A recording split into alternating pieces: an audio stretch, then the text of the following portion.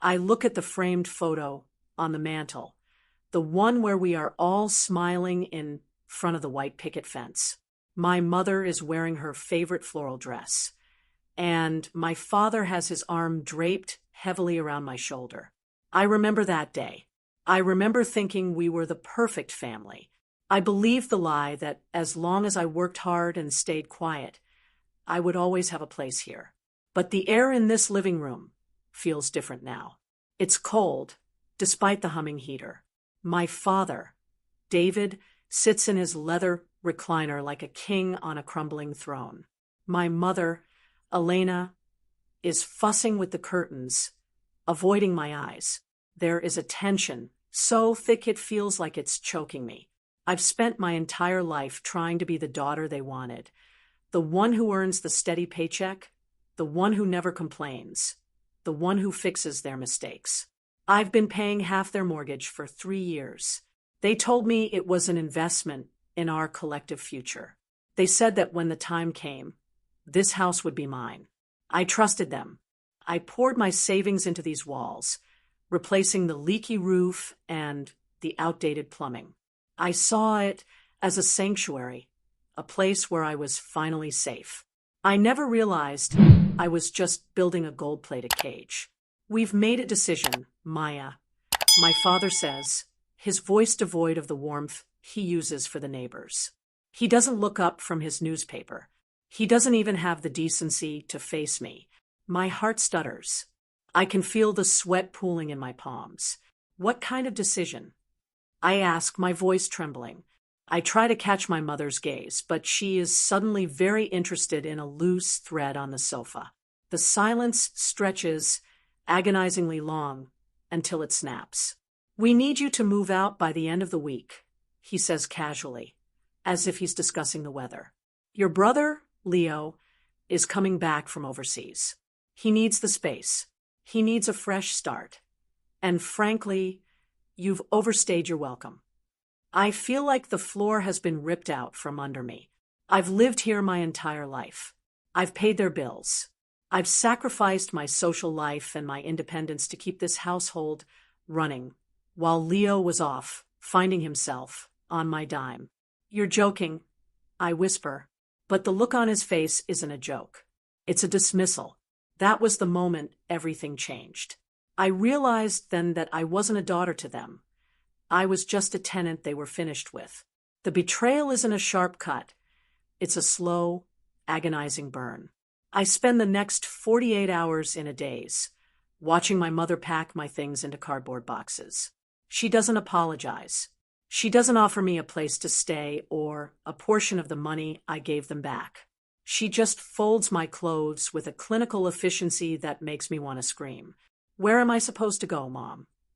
I ask, standing in the doorway of my childhood bedroom. I put all my savings into the new HVAC system last month.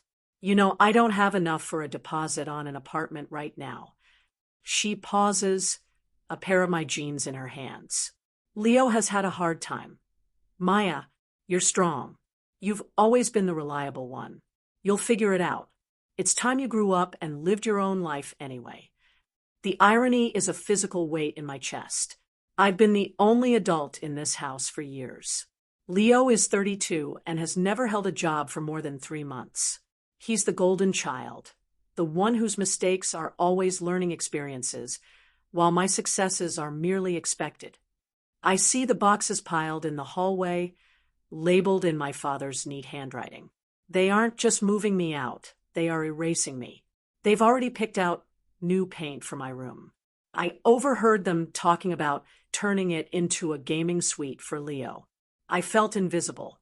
For 26 years, I had curated my life to please them, and in return, I was being discarded like yesterday's trash.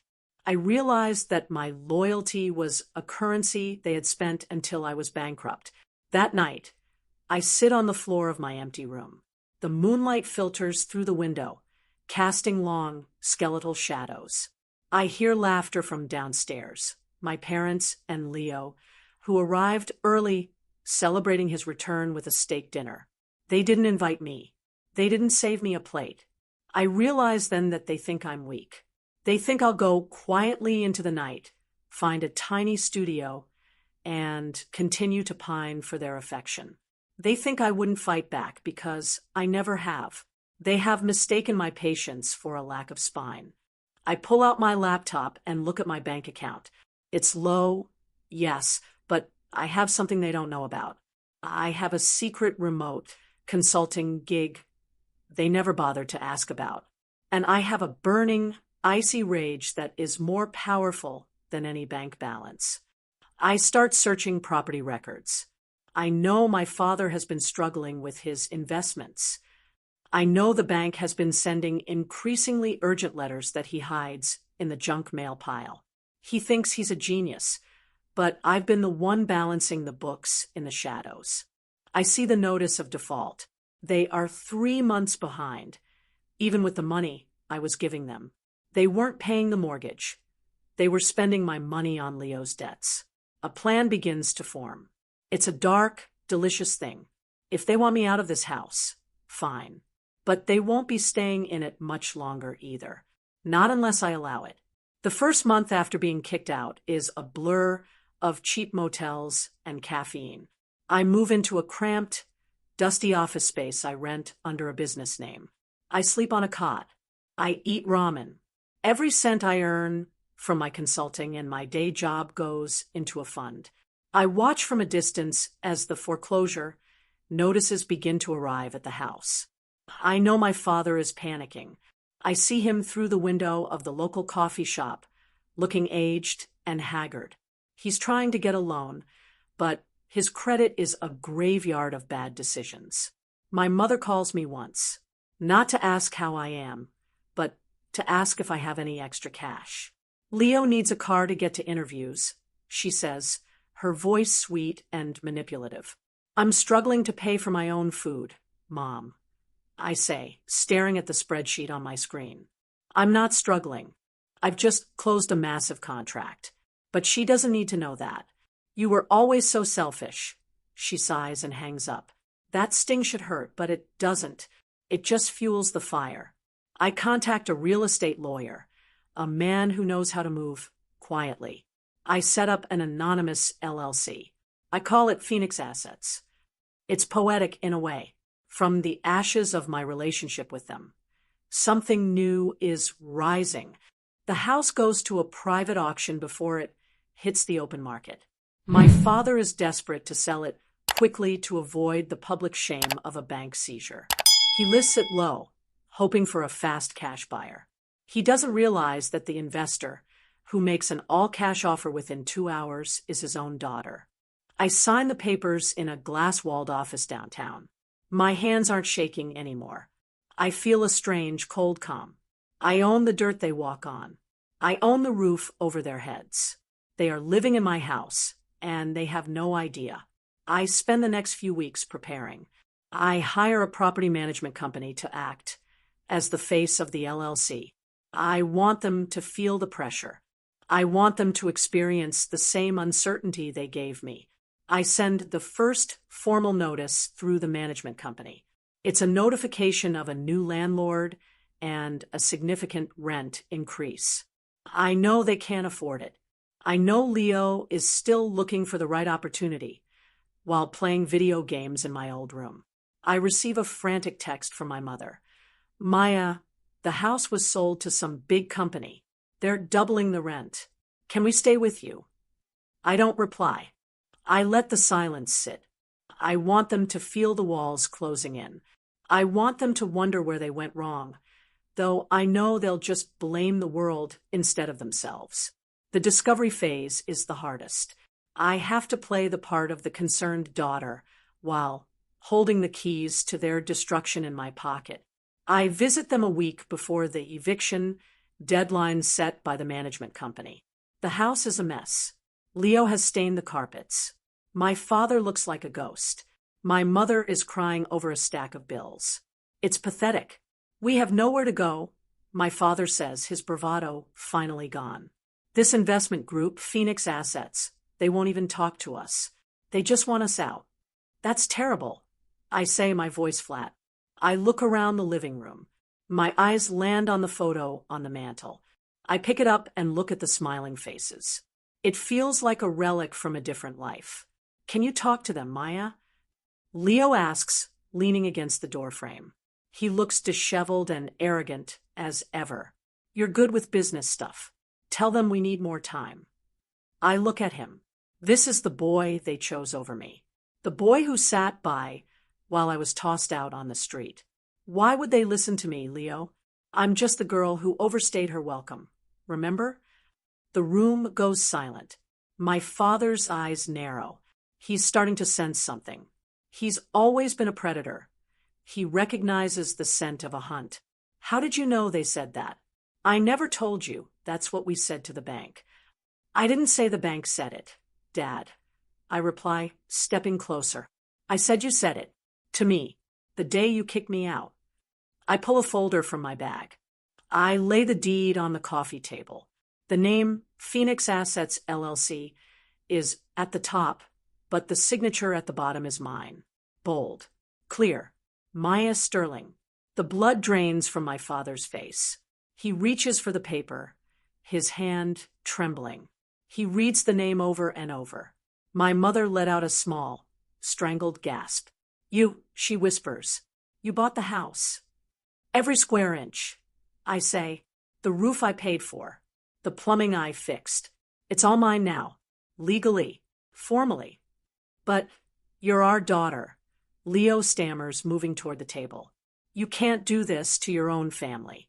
You're going to let us stay, right? I mean, it's just a business move, but we're family. I look at him, and for the first time in my life, I don't feel any pity. I don't feel the need to fix his life. I just feel a profound sense of relief. Family doesn't throw family out when they have nowhere to go. I say, family doesn't steal their daughter's savings to pay for a lazy son's debts. You weren't a family. You were a parasite. We'll sue you, my father bellows, finding his voice. This is fraud. You manipulated us. I didn't manipulate anyone, I say, standing tall. I bought a property on the open market that you were losing because of your own incompetence. Everything was done by the book. My lawyer is very thorough. I walk to the door, but I stop and turn back. The eviction stands. You have 48 hours to clear out. And don't bother taking the appliances. I checked the inventory. Anything that was here when I signed the deed stays here. I decide to make the revelation public in the most devastating way possible. Our family has always been obsessed with their image in our small town. My mother lives for the family of the year vibes she posts on social media. I wait until the day they are moving their things into a U-Haul. I pull up to the curb in my new car. I've hired a crew to come and change the locks. The neighbors are watching from their porches. They see my parents dragging mismatched furniture out of the house. They see Leo looking miserable. They see me looking professional and composed, standing on the sidewalk with the property manager. My mother tries to make a scene. She runs toward me, her face red and blotchy. Look at what she's doing, she screams to the street. Our own daughter is making us homeless. Have you no heart, Maya? I don't shrink away. I don't hide. I turn to face the neighbors, my voice clear and loud enough to carry. My parents kicked me out 6 months ago. I say, they took my money, used it to pay for Leo's lifestyle, and then told me I wasn't welcome in my own home. They lost this house to the bank because they couldn't manage their lives. I saved this house, but I didn't save it for them. I saved it for me. The neighbors whisper. The facade my mother spent years building crumbles in seconds. People start retreating back into their homes. No one steps in to help them. No one offers them a guest room. They know the truth now. My father tries one last time to exert his authority. He walks up to me, trying to loom over me. You'll regret this, Maya. You'll be all alone. No one will ever love a daughter who does this to her parents. I'd rather be alone than be a doormat for people who don't care if I drown. I reply. I watch as they pull away in the U-Haul. Leo is in the passenger seat, staring at his phone. My father is gripping the steering wheel so hard his knuckles are white. My mother is sobbing in the middle. They look small. They look like exactly what they are. People who traded their daughter for a delusion. I walk back into the house. It's empty now. The echoes of their shouting still linger in the hallways, but they are fading. I walk into my old room. It's stripped bare. No gaming suite. No floral wallpaper. Just four walls and a window. I sit on the floor and breathe. For the first time in my life, the air is clean. I didn't just buy a house. I bought my freedom. I bought the right to never have to prove my worth to people who are incapable of seeing it. The strategic comeback wasn't about the money. It wasn't even really about the house.